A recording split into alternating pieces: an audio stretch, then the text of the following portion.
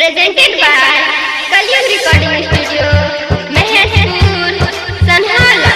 बैठे हमारा जिंदगी में कई बहार लेके एक ठहरी गे डीजे अजय बैठे हमारा जिंदगी में कई बहार लेके एक ठहरी गे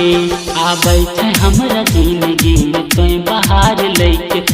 बैठे हमारा जिंदगी में कई बहार लेके हमारे से प्यार करिएंगे एक ठहरी गे हमारे से प्यार करिए कोई साथ हमारा लेके बैठे हमारा जिंदगी में कई बहार लेके बैठे हमारा जिंदगी में कोई बहार लेके बैठे हमारा जिंदगी में कोई बहार लेके हमारे से प्यार करिएंगे एक ठहरी गे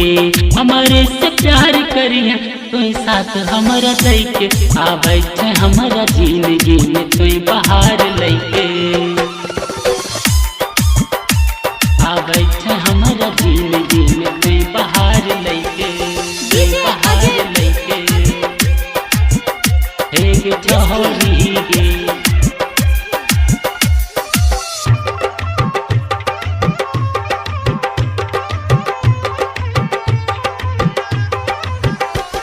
जब से तोरा देखलियो तोरे तब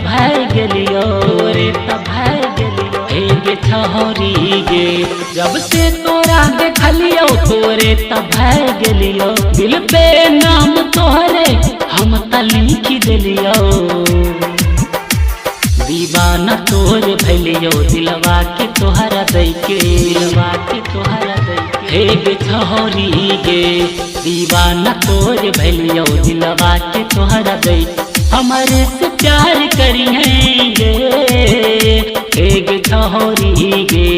हमारे से प्यार करिए तू साथ हमारा दैके बैठे हमारा जिंदगी में कोई बहार लेके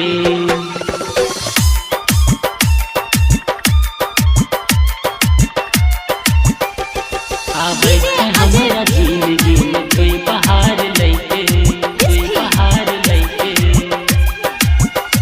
एक ठहरी गे